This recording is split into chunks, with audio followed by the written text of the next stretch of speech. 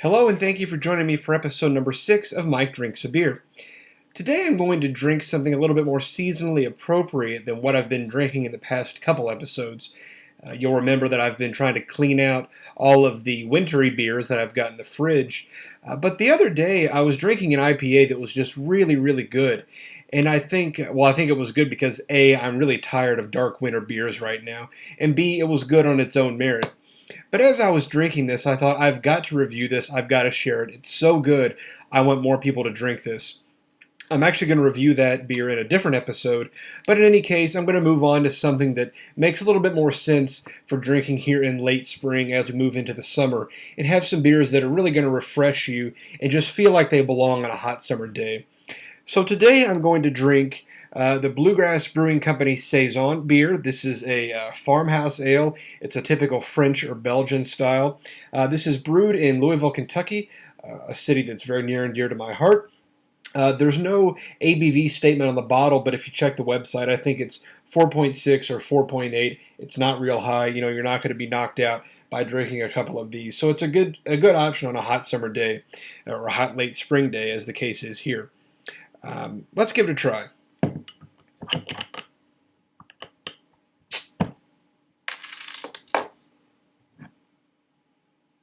And I should note I'm drinking this just out of a regular pint glass, nothing special here.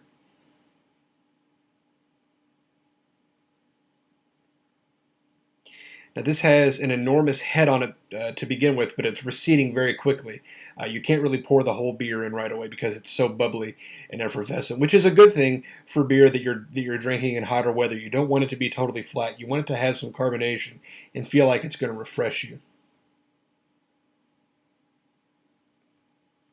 Still some more in the bottle, but this gives us enough to work with here. Like I said, it's got that really foamy head to it. It's clearly not very thick. It's clearly not going to stick around very long. I don't think I can really give you a shot into the top of the foam, but it's sort of just sinking in on itself. So it doesn't really have a whole lot of body to it, but it is there. Maybe you can see a little bit of the carbonation moving up through the glass there. So it really has got a lot of effervescence to it. It just looks refreshing. It's got that sort of golden color, a pale gold, I guess. Definitely clear, maybe a little bit of cloudiness to it, but it looks nice. Let's give it a sniff.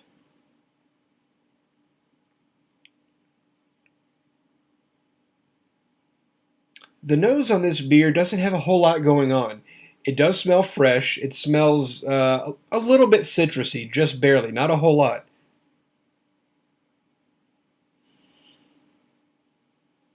I get a little bit of copper. Sorry, my screen went blank.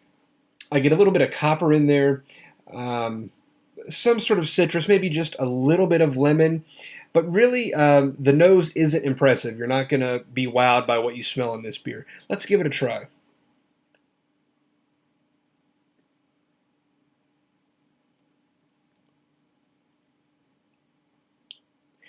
That coppery metallicness really comes out on the palate. You smell it a little bit, and then when you taste it, it really comes out. It's a very dry feeling beer. I know that sounds sort of weird, and if you don't drink a whole lot of wine, you might not know what I mean when I say that it has a dry feel to it. But it definitely does. Your mouth just has this sort of, it has a dry feel to it after you drink. And so it doesn't really sit on the tongue very long. It doesn't hang out in your mouth and kind of take over. Let's try it again.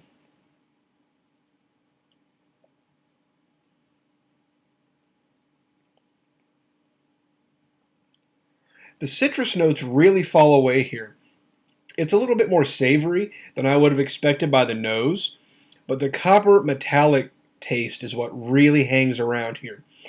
It sort of sounds like, or taste, got the right sense. It tastes like somebody just liquefied a bunch of pennies and made them into beer. That's exactly what tastes like what's going on here. Let's try it again.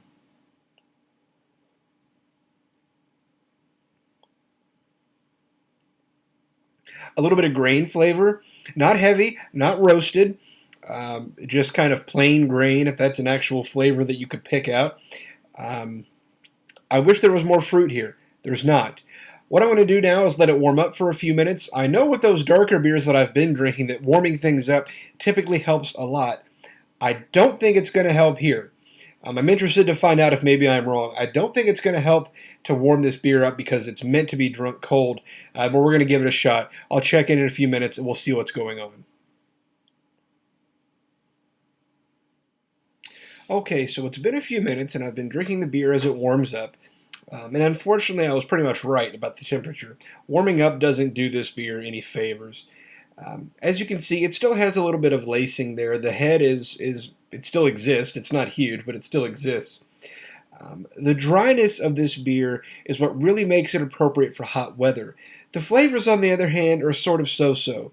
The copperiness is still the most prominent note coming out of this beer.